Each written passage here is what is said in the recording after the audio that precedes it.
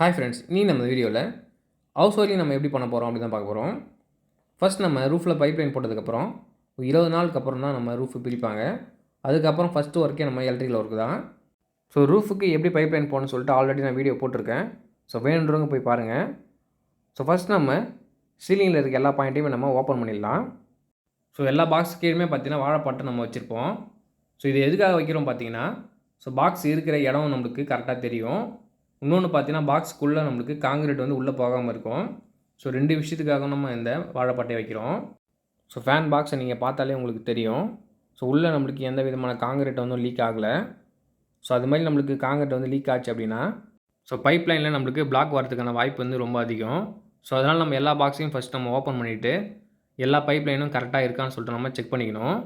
So இதை மாதிரி நம்ம செக் பண்ணாமல் சுவிட்ச் பாக்ஸை நம்ம கன்சீல் பண்ணவே கூடாது. ஸோ செக் பண்ணால் தான் தெரியும். ஸோ பைப் லைனில் எல்லாமே நல்லா இருக்கா இல்லையா அப்படின்னு சொல்லிட்டு. சப்போஸ் அந்த ரூமுக்கே போகிற மெயின் லைன் பைப் கூட நம்மளுக்கு வேஸ்ட் ஆகிறதுக்கான வாய்ப்பே ரொம்ப அதிகம். ஸோ ரூஃப் போடும்போது நிறைய டேமேஜ் ஆகிறதுக்கான வாய்ப்பு ரொம்ப அதிகம். ஸோ ரூஃப்லேயே நம்ம பார்த்துட்டு தான் இருப்போம். ஸோ அதையும் மீறி ஏதாவது ஒரு சில இடத்துல ஸோ ப்ராப்ளம் வரதான் செய்யும். ஸோ அதுக்கு நம்ம முன்னாடியே நம்ம இதை செக் பண்ணி பார்த்துட்டோம் அப்படின்னா, ஸோ அதுக்கேற்ற மாதிரி நம்ம பைப் லைனை வேறு மாற்றிக்கலாம். இன்னொரு முக்கியமான விஷயம் என்னென்னு பார்த்தீங்கன்னா, ரூஃபில் இருக்கிற எல்லா பாயிண்ட்டுமே நம்ம ஓப்பன் பண்ணி தான் வைக்கணும். அப்போ தான் நம்மளுக்கு பூசும்போது ஸோ பாயிண்ட் இருக்கிற இடத்த நம்மளுக்கு ஸோ கரெக்டாக மார்க் பண்ணி நம்மளுக்கு ரவுண்ட் பண்ணி பூசுவாங்க. இல்லை அப்படின்னா நம்ம எங்கெங்கே பாயிண்ட் வச்சுருக்கோம் சொல்லிவிட்டு பூசுகிறவங்களுக்கு தெரியாது. அவங்க வந்து சேர்த்தே வந்து பாயிண்ட்டையும் சேர்த்து பூசிடுவாங்க. அதுக்கப்புறம் நம்ம அதை கண்டுபிடிச்சி உடச்சி எடுக்கணும். இந்த வீடோட சைஸ் பார்த்திங்கன்னா 20க்கு 60. 2 பெட்ரூமு வித் அட்டாச்சு பாத்ரூமு, ஒரு கிச்சனு ப்ளஸ் டைனிங் ஹாலு, ஒரு ஹாலு, ஒரு போர்ட்டிகோ ப்ளஸ் வந்து காமனாக வந்து ஒரு பாத்ரூம் கொடுத்துருக்காங்க. ஸோ இந்த வீட்டுக்கு நம்ம எப்படி எந்தெந்த இடத்துல நம்ம சுவிட்ச் பாக்ஸ் வைக்க போகிறோம், ஸோ என்னென்ன பிளான் பண்ண போகிறோம் சொல்லிட்டு ஃபுல்லாக நம்ம டீட்டெயிலாக ஃபுல்லாக பார்ப்போம். வீடியோவை ஸ்கிப் பண்ணாமல் பாருங்கள். ஸோ அப்போ தான் வந்து ஸ்டெப் பை ஸ்டெப்பாக உங்களுக்கு புரியும். ஸோ இப்போ நம்ம எதை செக் பண்ணுறோம் பார்த்தீங்கன்னா, ஒவ்வொரு ரூமுக்குமே நம்ம பவர் லைன் வந்து கரெக்டாக போதான்னு சொல்லிட்டு செக் பண்ணுறோம். ஸோ இது நம்ம எப்படி கொடுத்துருப்போம் பார்த்தீங்கன்னா, டிபி பாக்ஸ்லேருந்து நம்ம இங்கே தான் நம்ம டிபி பாக்ஸ் வைக்க போகிறோம். ஸோ இங்கேருந்து ஒவ்வொரு ரூமுக்குமே நம்ம ஒரு தனி பைப் லைன் எடுத்துகிட்டு போய்ட்டு கொடுப்போம். அதே மாதிரி ஏசிக்கும் ஹீட்டருக்கும் பார்த்தீங்கன்னா தனி பைப் லைன் போடுறது ரொம்ப நல்லது. ஸோ இந்த ரூஃபுக்கு நான் எப்படி பைப் லைன் போட்டிருக்கேன்னு சொல்லிட்டு ஓரலாக சொல்லிடுறேன். போர்ட்டிகோவில் பார்த்தீங்கன்னா சென்டர் பண்ணி ஒரு ஃபேன் பாயிண்ட்டும், ஸோ 4 கார்னர்லையும் ஸ்பாட் லைட் வச்சுருக்கேன். ஹாலில் பார்த்தீங்கன்னா நம்ம டிவைட் பண்ணி 2 ஃபேன் பாக்ஸ் வச்சுருக்கேன். ஸோ கார்னரில் 4 வந்து ஸ்பாட் லைட்டு. ஸோ டைனிங் ஹாலில் பார்த்தீங்கன்னா ஒரு ஃபேன் பாக்ஸு, கிச்சனுக்கு ஒரு ஃபேன் பாக்ஸு, பெட்ரூமில் ஒரு ஃபேன் பாக்ஸு, அதேமாதிரி வெளியில் பார்த்தீங்கன்னா சன்சைடில் 2 லைட்டிங் பாயிண்ட் வச்சுருக்கோம். ஸோ ரூஃபில் நம்மளுக்கு அதிகமான பாயிண்ட் வந்து வைக்கக்கூடாது. ஸோ நிறைய பேர் வந்து லைட்டிங் பாயிண்ட்லாம் வந்து ரொம்ப நிறையா வைப்பாங்க. ஸோ அதெல்லாம் வந்து அதிகமாக யூஸ் பண்ண மாட்டாங்க. ஸோ அதை பார்க்கறதுக்கும் நம்மளுக்கு அசிங்கமாக தான் இருக்கும். ஸோ அதனால் நம்ம எப்படி பண்ணுறோம் பார்த்தீங்கன்னா, ஜஸ்ட் வந்து ஃபேன் பாக்ஸ் மட்டும்தான் வைப்போம். ஹால்லையும் போர்ட்டிகோவில் மட்டும் நம்மளுக்கு ஸ்பாட் லைட் கேட்டாங்கன்னா நமக்கு வச்சு தருவோம். ஸோ மற்றபடி வந்து டீசெண்டாக இருக்கும் ஃபேன் பாக்ஸ் மட்டும் வைக்கிறதுனால. ஸோ லைட்டிங் பாயிண்ட் எல்லாமே நம்ம சைடில் வாலில் வச்சுக்கலாம். ஸோ அதுதான் நல்லாயிருக்கும். ஹாலில் பார்த்தீங்கன்னா 2 டியூப் லைட் போட்டாலே போதும். ஸோ ஒரு நைட் லேம்பும் ஒரு பல்பு போகிற மாதிரி ஒரு பாயிண்ட் ஹோல்டர் கொடுத்தாலே போதும். பெட்ரூமில் பார்த்தீங்கன்னா ஒரு டியூப் லைட்டு, ஒரு நைட் லேம்பு, ஒரு பல்பு போகிற மாதிரி நம்மளுக்கு ஸோ இருக்கணும். ஸோ ஒரு சில பெட்ரூம்லாம் பார்த்தீங்கன்னா சுற்றி வந்து லேப்டாப் போட்டிருப்பாங்க. ஸோ பாயிண்ட் வைக்கிறதுக்கு இடம் இருக்காது. ஸோ அப்போ நம்ம இருக்கிற இடத்துக்கு ஏற்ற மாதிரி நம்ம பாயிண்ட் வச்சுக்க வேண்டியதான். ஸோ பைப் லைன் ஃபுல்லாக நம்ம செக் பண்ணிட்டோம். நெக்ஸ்ட் நம்ம கட்டிங் பண்ண போகிறோம். ஸோ 5 இன்ச் பிளேடு தான் நம்ம யூஸ் பண்ணியிருக்கோம். ஸோ அப்போ தான் நம்மளுக்கு பைப் லைன் வந்து ஆழம் போகும்.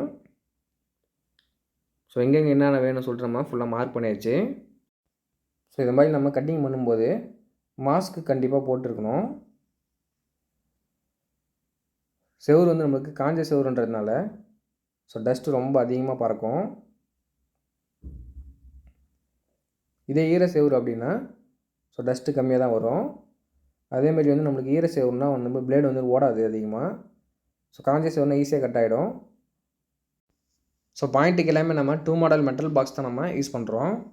So normal junction box, PVC box கிடையாது. எல்லாமே வந்து metal box, 2 model metal box தான்.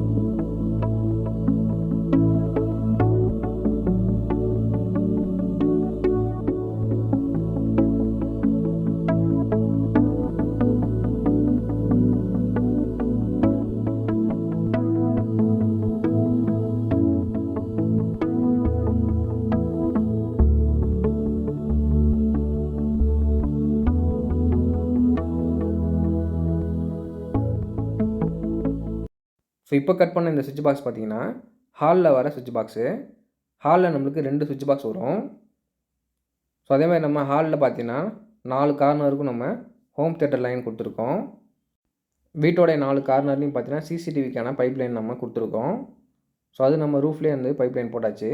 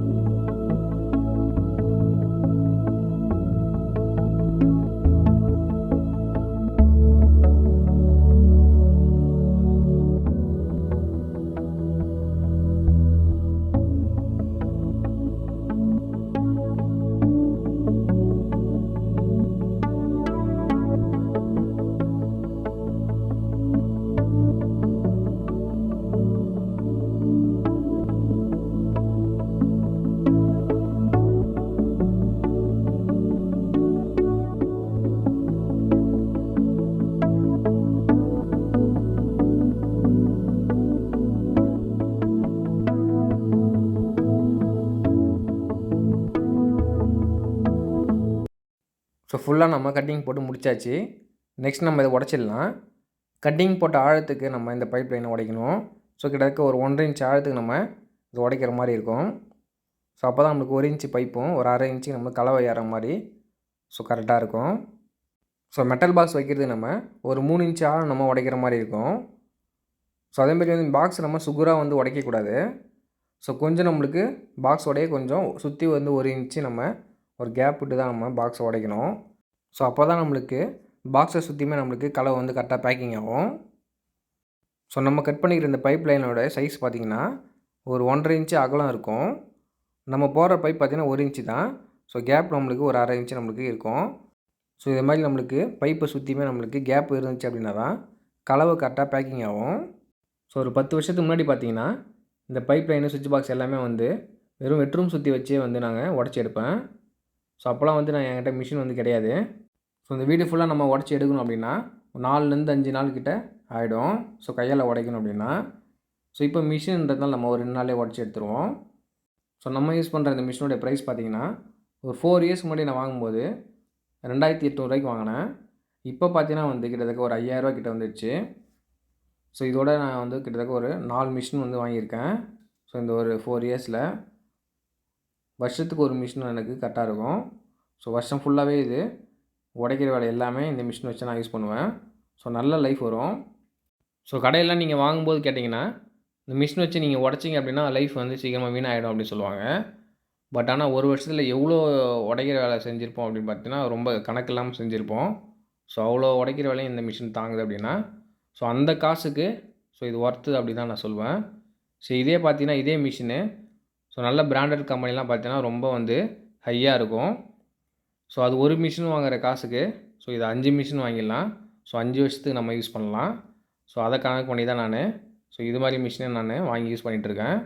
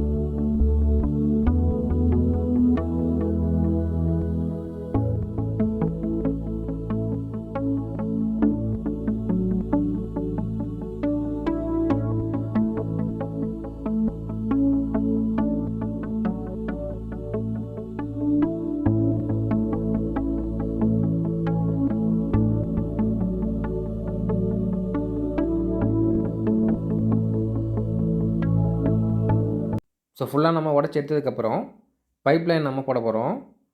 ஸோ எங்கே என்னென்ன சுவிட்ச் பாக்ஸ் நம்ம வச்சுருக்கோம், எப்படி பைப்லைன் போடுறது, ஸோ ஃபுல்லாக நம்ம டீட்டெயிலாக வந்து அடுத்த வீடியோவில் பார்க்கலாம். ஸோ இதுவே வந்து வீடியோ வந்து லென்த்தாக இருக்கிறதுனால ஸோ அடுத்த வீடியோவில் ஸோ இந்த பாக்ஸ் எல்லாமே நம்ம எப்படி ஃபிக்ஸ் பண்ணுறது சொல்லிட்டு ஸோ ஃபுல்லாக டீட்டெயிலாக சொல்கிறேன். ஸோ இந்த வீடியோ உங்களுக்கு யூஸ்ஃபுல்லாக இருந்துச்சா லைக் பண்ணுங்கள், ஷேர் பண்ணுங்கள், கமெண்ட் பண்ணுங்கள், சப்ஸ்கிரைப் பண்ணுங்கள், மறக்காமல் பெல் பட்டனையும் அழுத்திடுங்க. தேங்க்ஸ் ஃபார் வாட்சிங்.